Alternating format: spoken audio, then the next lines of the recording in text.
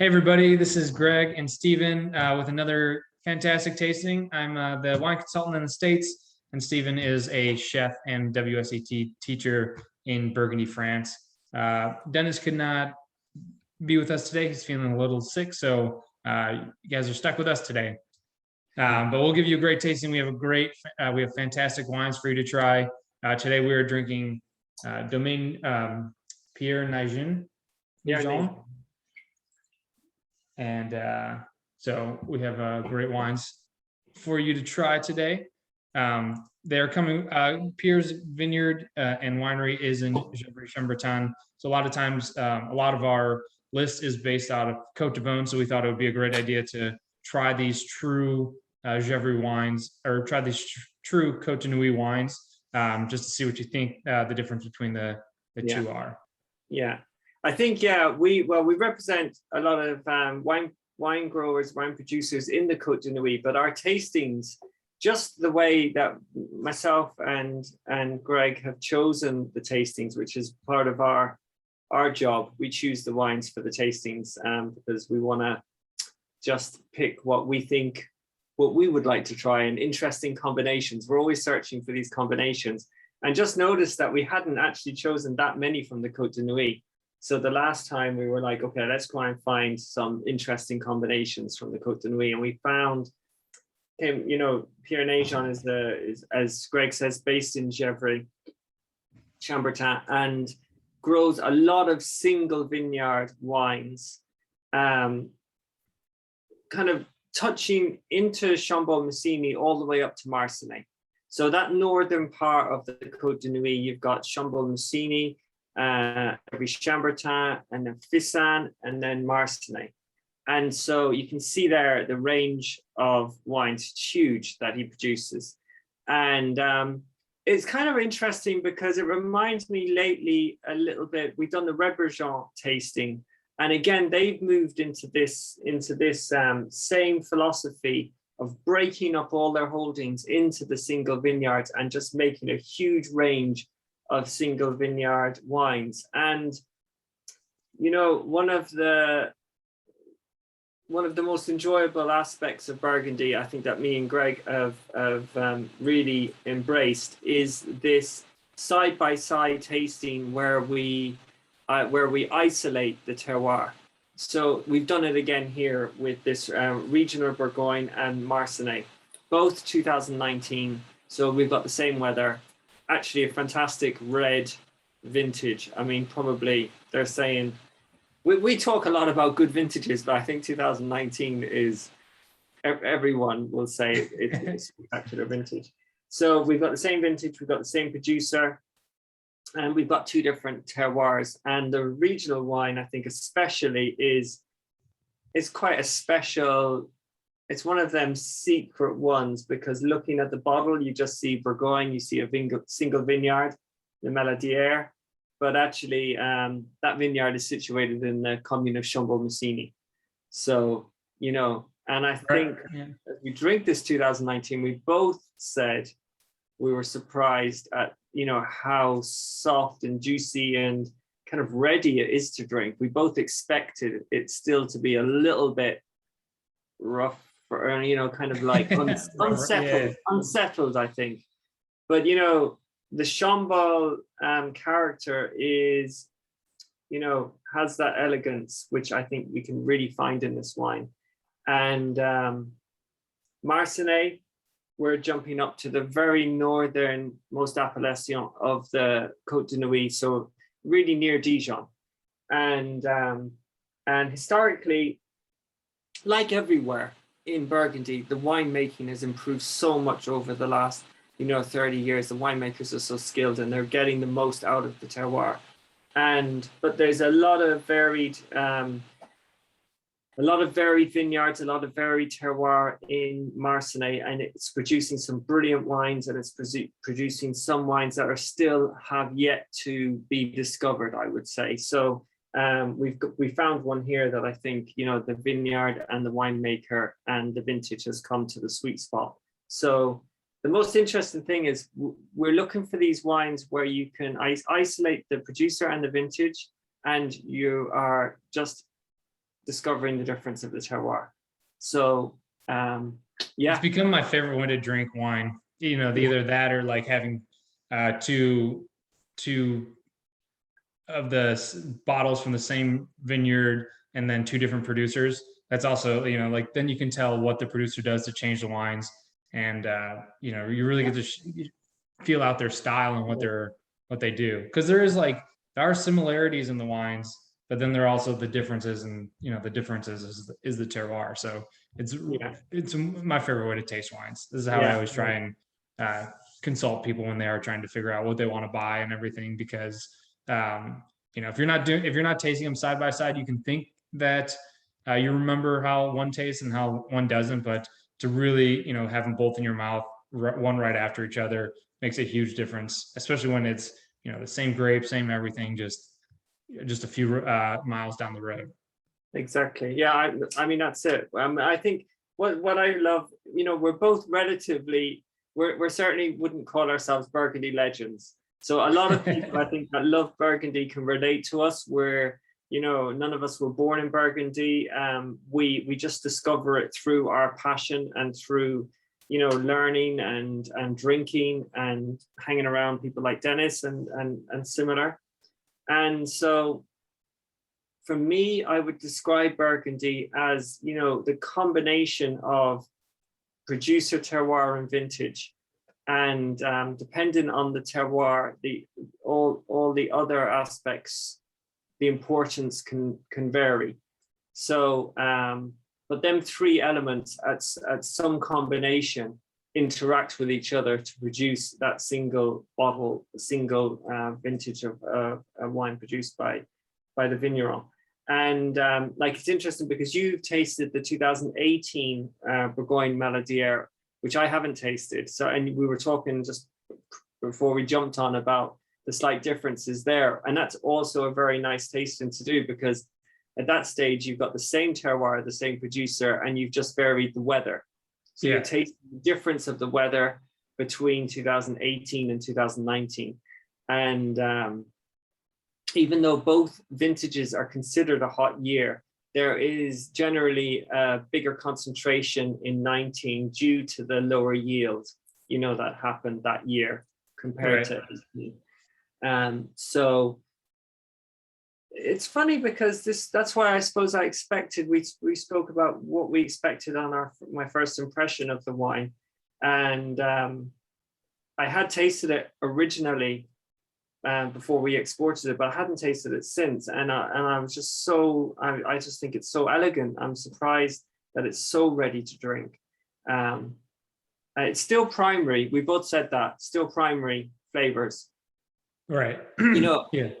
And over the next 10, 15 years, even for this regional, I would say that long, it's gonna just keep developing and keep slowly the secondary and tertiary will emerge as these primary notes, dissipate, calm down, fall into the background. It's so explosive right now. So maybe we should just jump into the tasting part. Yeah. Sorry, a little bit about their winery, I suppose. Yeah, they're legends. They're straight into Gevrey from 1890, and it's always been the hands down. I think deliberately named the successor Pierre or Jean-Pierre as the generations came up and took over. And I think 1980, the current Pierre Naigeon took over and expanded greatly the holdings in 2003 to 2006. And one of the things, as Dennis introduced me to Pierre Naigeon, was, that he always says he loves the fact that he's very experimental, and he's always excited, always trying to do new things, trying to experiment with the wines and making each parcel slightly different depending on what he believes the vintage and the terroir can handle. At one stage we were up there and he was experimenting with the egg fermentation vessels. Yeah, and I think in 2018 we were up there. It was a really cool sorting table, and I was saying like, where did this come from? And he was like, oh, this is the one that was in Domaine Conte. He was like, really, So it's like, he's always searching for quality. And recently there's been some shake up and news in the winery, which we'll bring you. But these wines are, this vintage and the next vintage that we bring you are, the Pierre Naigeon wines, the current wines, and really good expressions of that winemaker. So it's really interesting when you bring up like, that he's experimental and he tries a lot of different things. And then you look at another producer who also makes great wines, Capitan Gagnero, and he does the same exact thing with every single wine, correct? Yeah. So it's kind of crazy how, like either he found that sweet spot for his vineyards and all his terroir so that they get a great expression of what they're truly tasting like. And he's done the same thing, but he kind of changes it depending on what he thinks that the wines can handle. Yeah. I mean, I think all the winemakers in Eldon Selections, I mean, the reason they're there is because of Dennis's and Ellie's taste and that search for purity of terroir. I mean, they're just obsessive about it. I mean, there's a term, terroir east. And, going back to Capitan, for me, he is like the pinnacle of that, because he is, for me, he just searches for that white light purity within the wine, where it be, and the terroirs, and he is just such an expert of their own, of his region. And that's what I think Ellie and Dennis are always searching for, whether it be, Germain in Saint-Romain, or, you want, or up here in Gevrey, you want the winemaker has to understand, they understand their own region and their own vineyards better than anyone. It's like, a parent and a child, or, you just understand, your partner better than, anyone else, because you just live, that's the life you live. Right. Yeah. You're with them every day for hours a day. So I think that love of their own terroir and obsession with their own terroir. I mean, I see it with Royer, even here down in the Couchois. It's, and every time you see that in the winemaker, you're like, yes, that's what we're going to, I don't want to say exploit, but that's what we want to grab from that person and bring into Eldon Selections and deliver to you guys. That's what I think. But yeah, I mean, it definitely makes sense of why you would do something like that. Like when you're looking for winemakers, or you're just trying to find really unique winemakers. If you own land like everywhere in Burgundy, it's much harder to grasp a certain area, or like to grasp all of it and make great wine. You can't do it. You can't do it. I mean, I have to say, like some of the huge negociant houses, they do a good job, and a really good job, and I think, and some of the wines, I certainly don't knock anyone that's trying their best in Burgundy, but it's like any farming. The small guy who really understands his few plots or her few plots in this area, like that's it. They're experts in there. They're not interested, they're not interested in what's happening, 20 miles away. Right. A lot of times too, they're even like walking through the vineyards themselves, or hand harvesting the grapes and all that stuff, instead of having tractors and whatever. They know every vine. Yeah. They know every vine. I mean, when it comes to replanting and they're going to do the Marsal, if they're looking for, they know the vines that they believe are, that they don't even believe. They know the vines that are producing the grapes, that's in the character and the style that they want. And it's interesting because the last thing you kind of want is a vineyard of exactly the same style of grapes. You'll need to mix that up as well. So. Oh, that's interesting too. So, how do they decide when they want to replant them? Well, it depends again on the winemaking and what they're looking for. Like the negociants will have they're looking for a much bigger yield. They will have a planting regime of, pulling up. It could be 5 or 10%, depending on what they are every year. So they keep an average. They're keeping an average age of the vineyard that will that will kind of produce the maximum yields that they're comfortable to produce for the quality. You know, sometimes when you get a winemaker like we have and small family domains, and sometimes granddad or grandmother planted that vineyard and they're not going to pull it up. They're just going to let that vineyard grow. You know, again, Rebrejon has done that recently, where they just they've allowed the vines to be over 100 years old, and they're making a single wine from that. And here, both wines, again, the vines are old. I mean, they're both over 60 years. Wow. The one is just hitting 60, and the other one is just over, I think. And so you know, that's not commercially decided for. It's not a commercial decision. That's a quality decision. Right. No, and sometimes only. I mean, everyone you know wants to be sustainable. We have to make sure that we have to help our winemakers be sustainable so that they can stay. And that's done by the support of everyone that you know, you guys that buy the wine, and us hopefully that help the winemakers export the wine. But also we know that they're not pulling up old vines just to be able to increase the yield. Just to do it. Right. Yeah. Like in 2019, they would have loved to have had a slightly bigger yield. And also, you know, like it's not great for the winemaker when the yield is tiny. And sometimes we kind of think it's always good for the consumer, and it usually is, but sometimes on the whites, you don't want an over concentration. And even on the reds, you still want to have that elegance, you know, you don't want it to come too, but that's why I have these 19 reds are. Perfect. Yeah. Oh, I guess let's start talking about him a little bit. Yeah, sorry. So this is Pierre Naigeon. He's the winemaker at the Domaine. And here's just a little fun video of them having fun and throwing one of their vineyard co-workers into that's at the end of the harvest. Yeah. Kind of a celebration. Yeah. That bottle of wine, he knows it's coming, so he's just going to embrace it. Throwing them in the grapes. Yeah, but this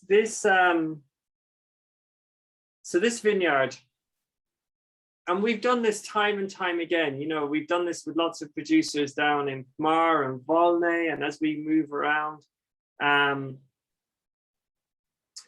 we're talking about single vineyards within the commune of, and so this is within the commune of Chambolle-Musigny. Yep. So this is actually where the vineyard is in Chambolle, like right along this road here, and this is kind of when the village vineyards stop. So that's the if you come down to it, you can kind of see why it's more of a regional vineyard. If you know a little bit of background of Burgundy, these vineyards are quite flat, and so usually when you're at the bottom of the valley, the wines tend to not, or the terroir isn't as, I guess, exciting, for lack of better words, as some other places throughout here. But again, it's Chambolle-Musigny, and they have fantastic wines everywhere. So it's a great steal, but that's why this is considered more of a regional wine than it would be if it was like up on the back of the hill back here. Yeah. So you can see, the Musigny Grand Cru is up there. So you can see, first of all, this is really interesting that you have this picture. There's a couple of things I'd like to talk about here. First of all, you can see how close the regional designated vines are to the actual village. You know, it's very, very close. People think, oh, the regional wines must be way out of the, way out kind of into the countryside. But you can see here how within the commune, you still have a regional allocated vineyard. And I would say, the soil is deeper here because it's alluvial soil, and it's coming in, and that allows the Pinot roots to go deeper and kind of get a little bit of richness and fatness out of the earth, the soil, the alluvial soil. Whereas if you come up onto the hillside, the rocks and the sub-rock formation is hit a lot quicker. Now, when you dig down here, you won't be going too far before you hit a sub-rock either. But it's just as you go up onto the hillside, it's going to happen quicker. And so the sub-rocks just add flavor? Like what exactly do Well, it people means think that that they? the vines are gonna have to work harder to break through and suck and get get their nutrients and water through. Like it's easier to get it once the soil is deeper, which makes the wine Not struggle as much. less Okay. linear, less linear, less, you know. Sometimes we use the word fatter. You know, you could Right. use lots of different descriptions. But that, I mean, for me, fatter is kind of a good expression for people to understand. And you know, more mineral note, linear for me. I use the terms linear and fatter a lot. You see, and you'll have still concentration. And once you get the sweet spot is when you hit both perfectly. And Right, that's why a lot of times the Grand Cru, you know, if you stand in Marsannay Grand Cru, it's not that steep. It's you know, it's very, very, it's not like you're on a very steep slope. Because you want the combinate the sweet spot of all the elements. Right. Okay. So another thing I'd like to just show from this map, it's quite interesting. I don't know, can you make it out? Well, first of all, the size of the village. You know, people travel from like all the way from America to visit these, like, you know, names that they've been drinking on the bottle for years and years and years, and then they get there and they're like, you know, surprised at how small the villages are. And actually, if you keep that map up, it's quite interesting. So here you can see on the top part, no, if you scroll out a bit, come out, so it's a bigger, you're further away. Out again, perfect. So here okay, so here you can see the village sits in a coombe, in a valley. So you can see, where your cursor is now. If you go, if you move up, you see the riverbed, the old riverbed that comes down through the Côte d'Or. So there you go, right? And so each of the wine villages sits within a dried up riverbed valley or a current riverbed valley, but usually dried up. And so that's the interesting part. So then the alluvial soils fan out from that riverbed, and that's where you get this soil type for the regional vineyards. Does that make sense? Yeah, absolutely. Yeah, I mean, like how rivers work at the end of the day is they carry sediment and debris down the river, and then once you get out to the bottom, you know, it shoots out into the ocean of whatever.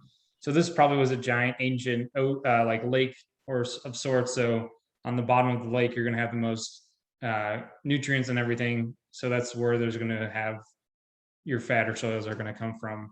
Versus, you know, at the top is where originally if you scroll out even further, if you can do that, come further up, even further up, further away. Right, so you're starting to see it come out a bit more. Right, so there, right, so you can see, perfect, stop there. So you can see where Meursault is. No, go back in a bit. Go back in a bit. We've gone a bit too far. You can see where Meursault is there, okay? And okay, yeah, that's good. Stop there if it stops. So you can see Meursault there on the left-hand side, and Dijon, or Beaune to Dijon, okay? So Beaune to Dijon.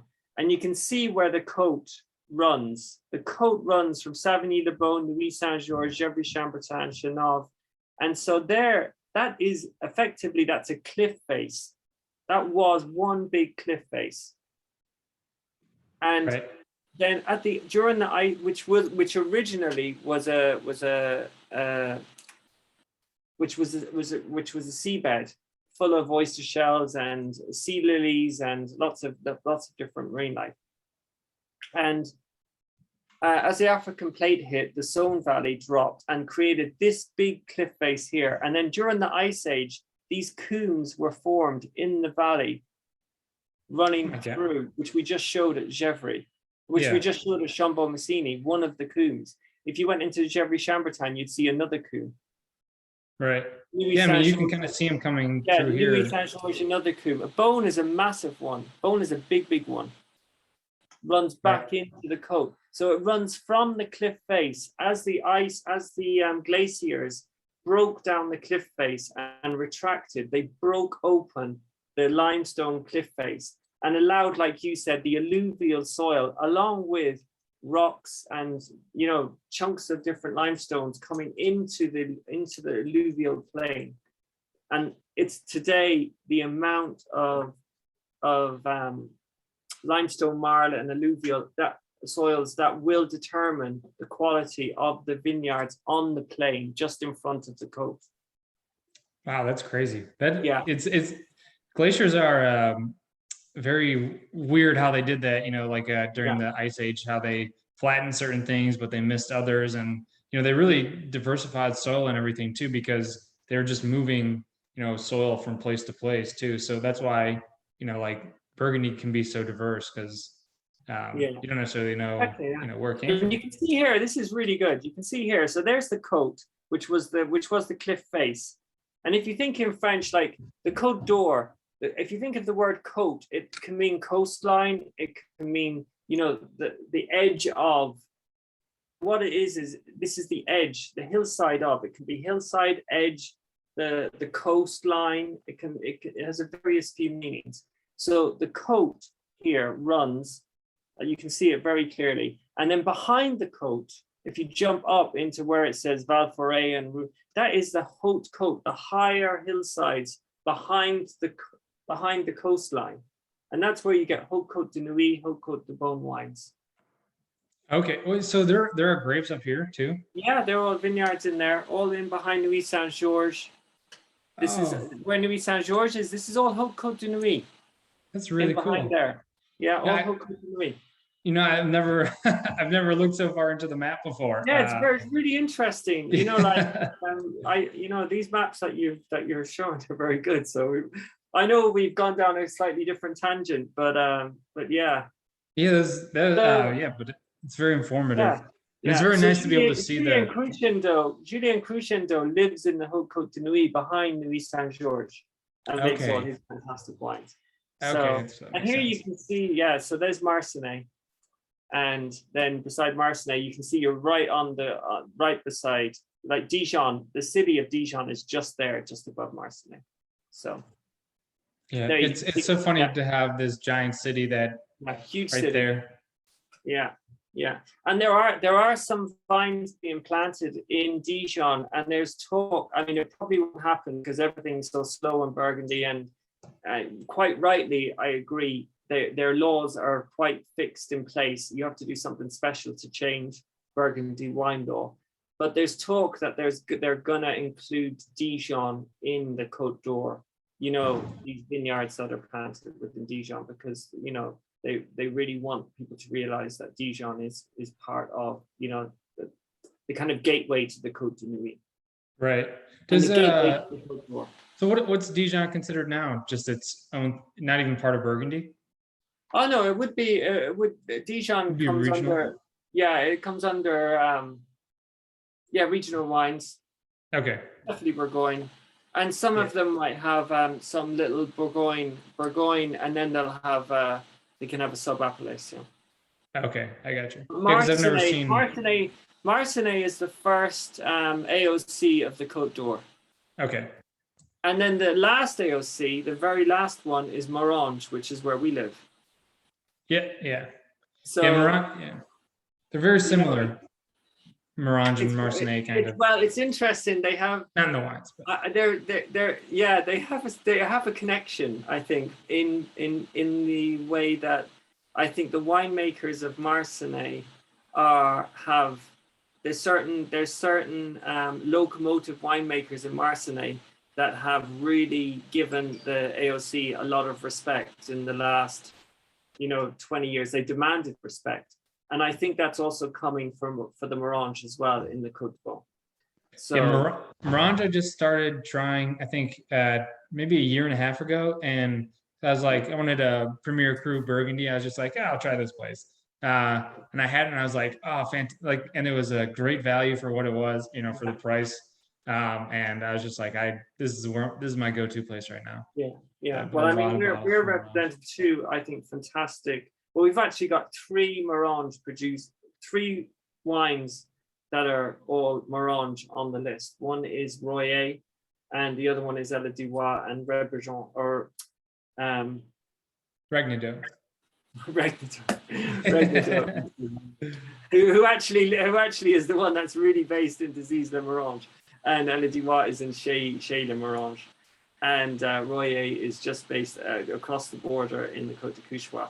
But yeah, I mean, I think that we're showing a lot of exciting things from the Marange, and well, we've got a wine from Marsannay today, the complete other side of the Côte. Yeah.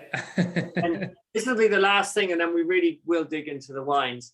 You know, if you think of Marange to Marsannay, you're looking at about 40 miles and about 1 mile width, and you're talking 2,500 winemakers, and that is the Côte d'Or. The Côte d'Or is made up of the Côte de Beaune and the Côte de Nuits combined together. Them 2 strips of land combined equal the Côte d'Or. And so sometimes, you know, it's interesting because Burgundy does try its best to confuse people at the beginning. So you've kind of covered it there, yeah. From Dijon to just on this map, I would say where Changy is, if you just go north, Yeah. to that little strip, we call it the fish hook. So where Meursault is, and then just directly above Changy, you've got that little intense green island just north of Changy. No, the other side, sorry. Oh. Yeah, there. So around that little whip around there, that's where Marange is. So. All right, so let's dive into these tasting notes. Enough talk. We're definitely due. Dennis will watch this tasting and he'll be like, typical. This is what happens when I leave Stephen and Greg alone. They just talk for like an hour before they dig into the wine. Just going off on our own tangents. Yeah, sorry about that. That was really fun though. I like a lot of that. It's, you know, like having the map and everything kind of really puts the soil and, you know, the history of how the land was formed and everything into perspective. Yeah. So 2019, very concentrated, 13.5% alcohol, which I think is quite impressive for the hot vintage, that they've still managed to, you know, keep it, because it was quite a late harvest. I think they harvested 10th of September. So. Oh, wow. So but keeping it at a higher or lower alcohol, that, I mean, I guess you can stop fermentation, but I'm assuming they didn't. So it's just kind of like good growing of the crops. No, if you stop fermentation, there'd be residual sugar. Right. Yeah. No, they didn't do that. You know, maybe just the concentration happened. The acidities in the wine. It's good. Yeah. Yeah, so like on the nose, we were talking about this a little earlier, but they're very fresh. Obviously, only 2 years old at this point, or a little bit younger than that. You know, like I was surprised when I opened this one, especially compared to the 2018. It has a lot of red fruits on it. You know, concentrated muddled red fruits, but they're still there. And I always thought it was going to have, you know, more of the blackberry, you know, cassis kind of notes to it, just from the fact that it's coming from the Côte de Nuits. But I really don't get that much on here, but it is quite concentrated. No, I think you used a great expression just before we jumped on it. Was it like muddled? Muddled. Yeah. That was it. Yeah, I thought it was a really good one. You know, you had said red fruits, and I was picking up just all red fruits, and I was like, what type of red fruit? Because I like to do that when someone mentions something. If they say, oh, I get, you know, raspberry, just straight away, like, oh, what type of raspberry? Is it fresh? Is it like a compote? Is it a jam? Is it pickled? Is it what? How do you get it? Dried. Right. And so you were like, you know, fresh, but then there's other things, you know, there's dried as well. And I was like, I can even get like a slightly, not cooked as in jammy, but like cooked as in a deeper note of, and so then I use that word muddled. And I love that. It's like a complex mix of red fruits at the moment. I would say a complex mix, range of style of red fruit and types of red fruit, and types and style, a mix of both, because you can't nail it down. Yeah. Right. It's not quite one thing. It's, like it has more depth than fresh fruits, but not like not a crazy amount where it's, Yeah, but it's getting into not those darker jammy. fruits. It No, doesn't have cooked fruits. The it's one thing very, I'd be interested in, I think that, the fruit profile, like a lot of things in this wine, is going to change drastically over the 10 years. And I wonder that in 2 or 3 years' time, I would not be surprised if some black fruit aromas do start to emerge within the wine. oh, They're that'd just be sitting that'd at be the really moment interesting. behind this red fruit at the moment, I think. And maybe that's why, like when I had the 2018, because I had it, probably 4 months ago or 6 months ago, something like that, and so it had an extra year to develop. Um, so maybe that's why I got more of that concentration on that wine over, even though this wine is very concentrated, that one I think was even more, like even a little bit Yeah. more opaque and stuff. Have to try it again now though. Yeah, you need to try it. That's why, they're side by side. But Yeah, also, this one's starting to open up too. Like you can kind of start to get more of the, as I keep swirling it and it's been open for a little bit longer, you start to get a little bit more of those earthy notes to them, like what you expect to get from the Cotonui. They're very, very subtle. But when did you open yours? what? How long ago? When did you open yours? When Not did you? about an hour and a half ago. Yeah, I decanted this one about 6 hours ago now. Yeah, so So- are you starting to taste similar things? But I think it's coming through. I mean, it's still. I'm so surprised how wonderfully balanced it is. Yeah. But it is still balanced in youth. Right. Like when I see it, when I see what you're talking about, the other notes, the earthy notes or whatever, there, you're still you're searching for them within the balance. It's not like they're not hitting you on the forefront yet, but they're gonna come. But there's pleasure, real pleasure in drinking this at this age. Like Dennis had said to me, a long time ago, the best way to drink wine is buy a case and drink a bottle a year. And I was like, this would be a perfect wine, I think, to do that, because I think it's drinking well now, and I think it's gonna just keep changing, and just enjoy the change that's gonna come in the wine. And it's regional. It's a regional Bourgogne. Yeah. Okay, we now know it comes from the commune of Chambord. It's made by a talented winemaker. But at the same time, I just think it's what's exciting about a regional wine that you can keep for easily 10 years and consistently mature. Yeah, I thought it was going to be like really tight when we opened it, like where it would just like the flavors would be, stuck inside its youth, and you kind of get like a really, the water gets sucked out of your mouth really heavily sometimes when a wine needs a little bit more time. But I opened this, took a sip, and I was like, oh, it's very nice, very easy, very smooth drinking wine right now. There's some floral notes there. There's, you can get a little bit of tannin. I've got some aged Comté here that I'm picking at, which is really nice. That totally is balancing nicely with the tannins. The wine is organic. It's certified organic, natural fermentation. So what's natural fermentation versus? So you just let the yeast in the air. Yeah, you let the natural yeast within the winery. You're gonna just allow the natural yeast, which are because the winery's been sitting there for a long time. The natural yeasts are the ones that you want, and all the wines in 2018-19, definitely from Pierre Naigeon, were natural fermentation.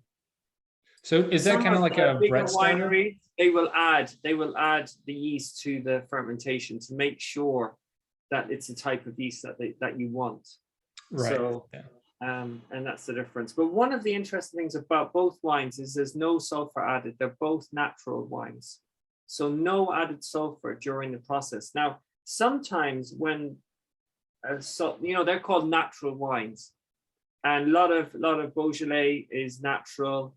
It's kind of nearly all the wines in the Jura, which is across the other side of the Saône Valley. It's the hillside that mirrors the Côte d'Or over on the other side. The Jura names the Jurassic period from the Jura Mountains. And so nearly every winemaker over there is natural. They don't add extra sulfur to the wines. And so sometimes you get in the wine a kind of a funkiness, impolite way is to say, organic or manure kind of note off the wines, especially on opening, which blows off. But I don't get any of that here. I mean, these wines are just completely clean. Yeah. You telling me that, I'm shocked. I was shocked when I well, I knew before I had tasted the wines today, and I knew when I tasted them at the winery the first time, but I was expecting to get some kind of indication of natural wine, but I don't get it in the wine at all. That's not a criticism of natural wines. It's just this is a characteristic that you find in a lot of natural wines, which is not in this wine. Right. But now it's very interesting. We can just very briefly touch just to help people understand when we say natural wines and winemakers say no sulfur sometimes incorrectly. What they mean is they have not added any sulfur. Sulfur is an antioxidant and an antiseptic that's been used in winemaking for years, and it's not necessarily a bad thing if it's used in the correct amounts. But people have a negative connotation with overuse of sulfur, quite correctly. But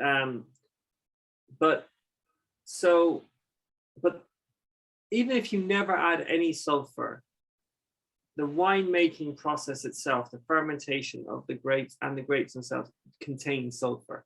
So even a natural wine will contain some natural sulfur within the wine. So right. I just think that's a nice thing to let people know if they're really digging into wine and they want to try and understand wine and get technical about wine, and they're there and someone says to them, there's no sulfur in this wine. There is sulfur in wine. Even natural wines contain some sulfur, but we really get caught up in sulfur. It's a huge debate within the wine industry. But things like dried fruits, and there's loads of products that we consume every day that have way higher quantities of sulfur than wine. Way higher.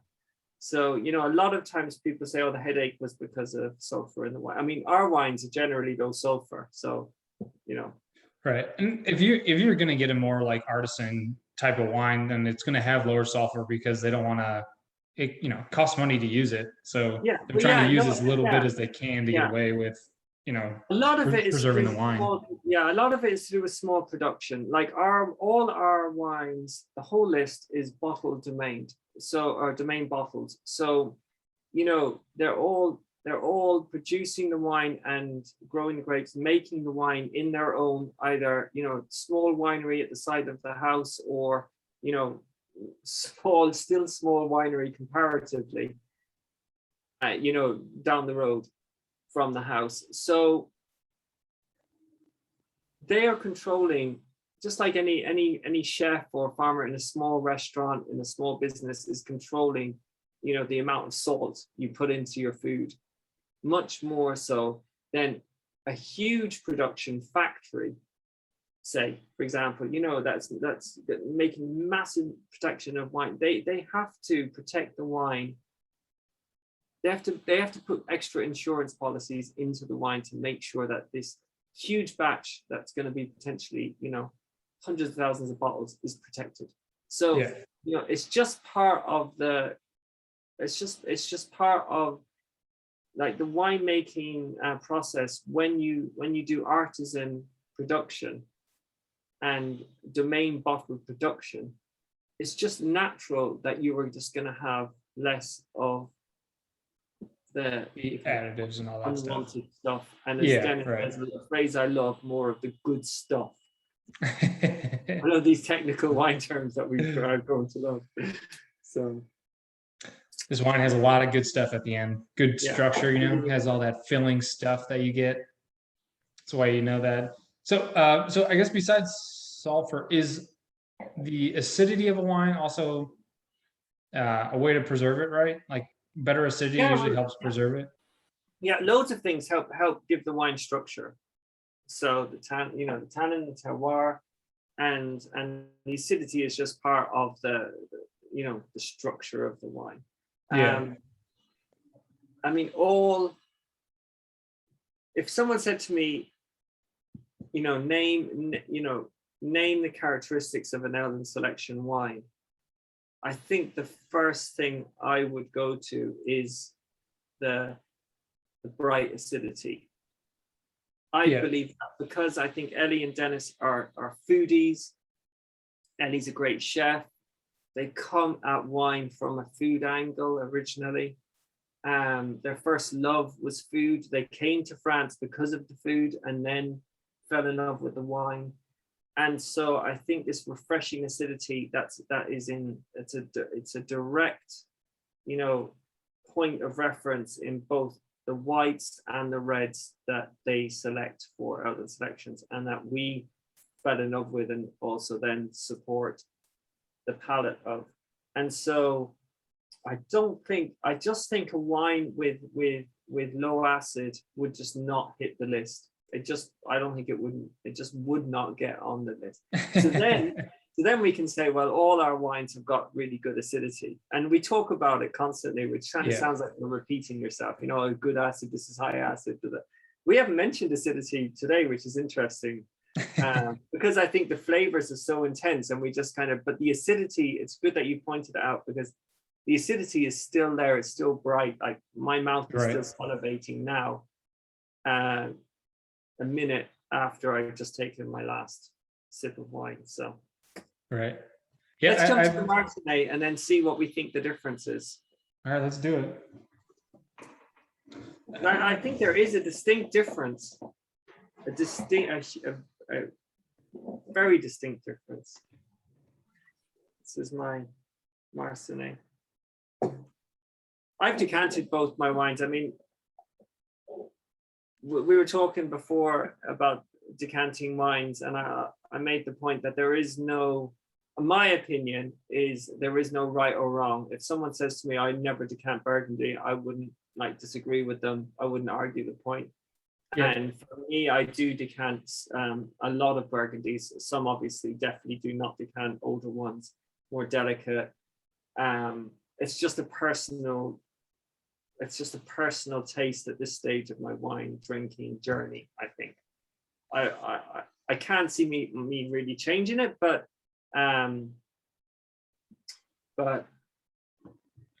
who knows the future? I'm open-minded about it. It's just interesting. You said you like decanting wines? I decanted both these wines, 5 hours ago, maybe a bit more now. And I don't regret decanting them. I think they still have the tightness of the youth that they're showing, which is 2019. But I think that for me, the decanting has just brought out some of the potential background flavors, and I'm detecting what is to come in the wine. But someone else, I know, someone else could have an equally good argument to say, no, you're going to lose some of the vibrancy, you're going to lose something out of it, and you're going to lose some of the tightness or whatever that they like in the wine. And so it's an interesting conversation. I mean, I like interesting conversations in wine with people that I know what they're talking about. But it's good. There's no problem having a difference of opinion. That's my opinion within it. I disagree. That's why I mentioned it, because I never thought about the fact that I decanted wines. So the Marsannay. I feel the same way about I don't necessarily decant, but I'll have a glass a night for like 3 nights, so that it opens up inside the bottle itself. And I just like how the flavor changes. It's more, to me, curiosity than preference at this point. I just like to see how the wine develops over the course of a few days. Yeah, a few days. Yeah. Yeah. Day 2, I think, is generally my favorite day. Sweet spot. Yeah. Yeah. I mean, a lot of it, I mean, it depends on so many other factors as well. The age of the wine is probably the main one. obviously the terroir and the vintage. These three things that we keep talking about. So the Marsannay, what do you get? It's it has a right off the front. It almost has a similarity to Gamay, like in the sense that, what do they call it? When you ferment it inside of the grape, what is it? Carbonic maceration. Carbonic Like maceration, yeah. a slight hint of that, but I don't know if that's how it was made, but it has like this plumpness to it. I don't know either, but that is interesting. So that gives, I mean, we don't know, so maybe we should go down that road. But if you're correct that there was a little bit of whole bunch fermentation, which allowed a little bit of carbonic maceration to happen. Yeah. For the full maceration. There's, you know, brighter fruit notes kind of hidden behind this kind of Marsannay terroir, which is they're very. It's hard to put my finger on these notes. I don't know what it like. The other one, like, I would say the fruit profile is not as obvious. That's the first thing. Yeah. You know, like we were like bang on red fruits. Okay, maybe there's some black fruits hidden behind it, but you know, we're really getting this melange of red fruits on the front. For this, for me, I get on the fruit profile alone, I can get a little bit of blueberry. Kind of I wouldn't go as far as dark black fruits, but again a mix of dark and black fruits. I get blueberry, but also I can get this note of bright fruit behind, which kind of can indicate what you're talking about, maybe a semi-carbonic maceration happening within the grape. Yeah. Because that's the flavor that it gives, as well as a lot of other things that helps lower the alcohol level and creates. I mean, in Beaujolais, they'll say a bubblegum kind of a aroma, but I don't necessarily get bubblegum. It was very similar to that, but bright fruit. Yeah. It's bright fruit hidden behind a deeper fruit, if that makes sense. And even like juice, like fruit, like juiciness of fruits too, you know, how it's like a little bit more concentrated when it's in the juice form than if it's fresh.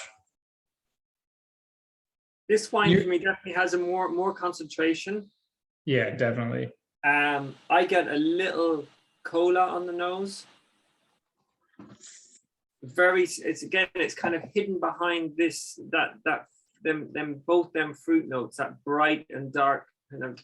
The first thing I would get, though, if I'm going to try and bring it back to a simple explanation, is the first note I would have got would have been like a blueberry style dark note, concentrated blueberry.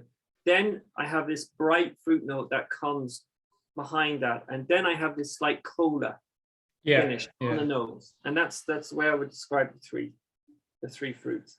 The cola. Now that you mentioned the cola, it comes out a lot. I think it comes on the palate too for this nose. I agree. And there's 50% new oak on this, so then I start getting the influences of the oak on the nose as a third consideration.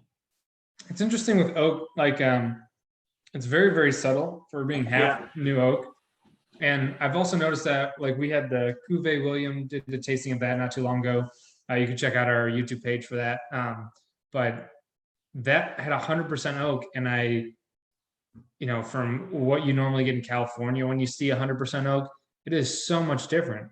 Yeah, they don't even taste the same, like that, the oakiness of it. Like, you really have to dig deep for, this wine and that last wine to really kind of taste it, versus like sometimes with, heavily oaked wines in California, like that's all you taste is like there's some fruits and then there's all vanilla. And it's interesting how integrated it can be. Yeah, I think there's, well, first of all, there's usually a difference in the oak. That's true. Use, and then the toasting of the barrel, and also obviously the style of the fruit and the way it's grown. And I think, I don't know about, I've drank a lot of great Pinots from America.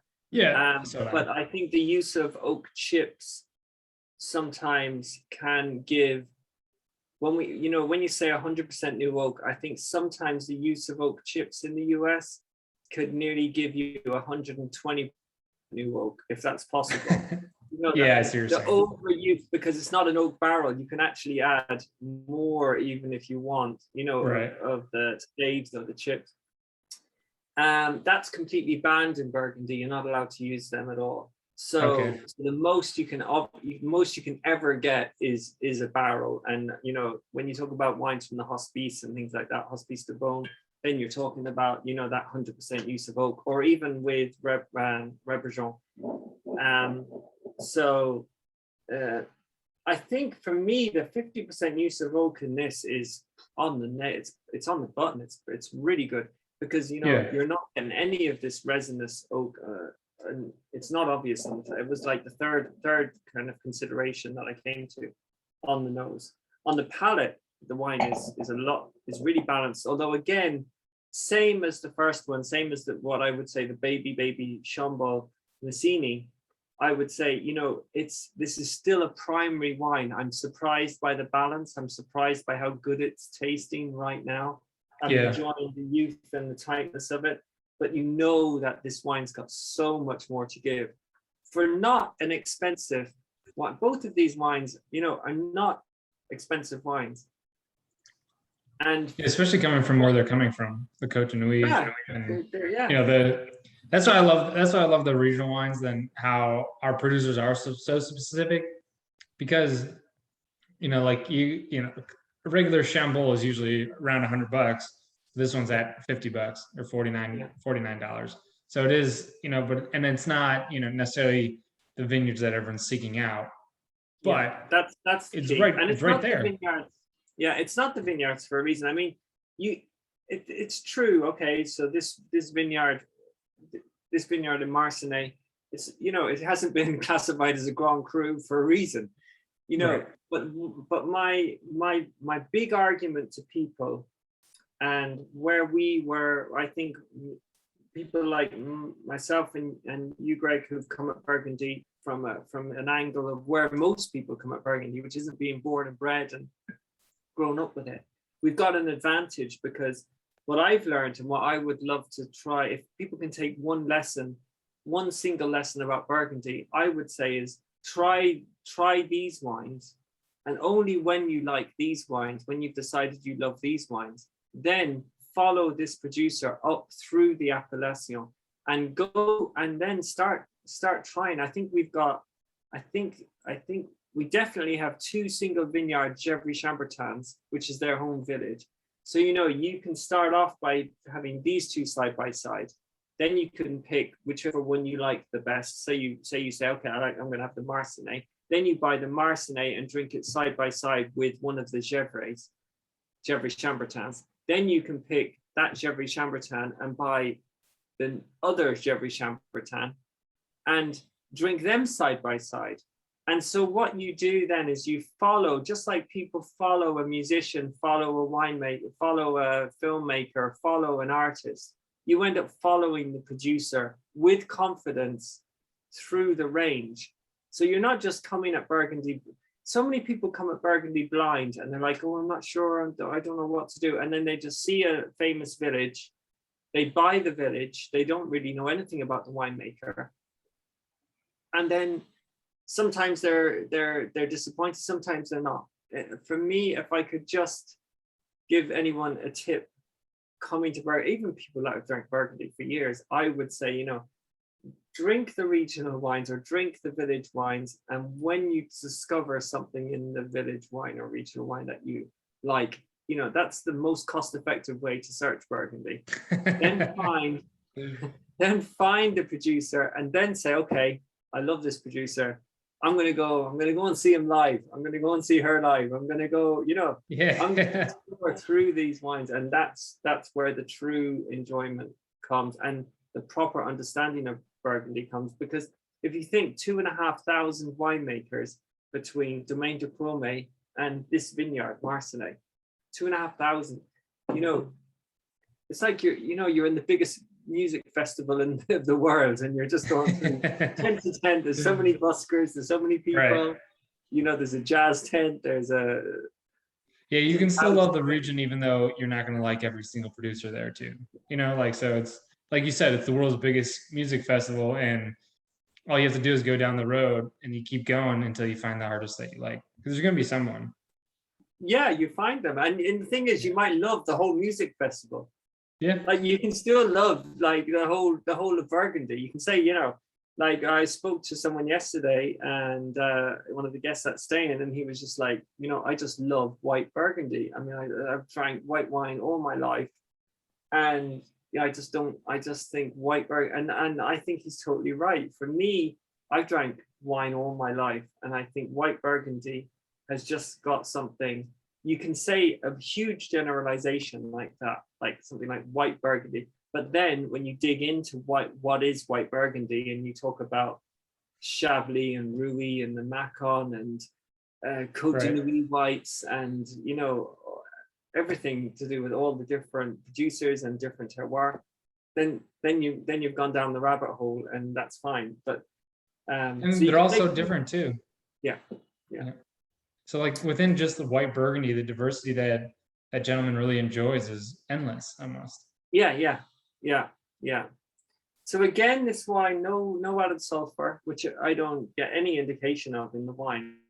I wouldn't have really realized that. One interesting thing about this wine is, I really couldn't believe it. When we were tasting at the winery originally, I remember hearing, the production's going to be tiny, but when I was just getting ready for the tasting, I realized 466 bottles produced, not cases, bottles. Yeah, that's crazy. I think that must be even a record for us. Yeah. I was thinking about growing. Wine.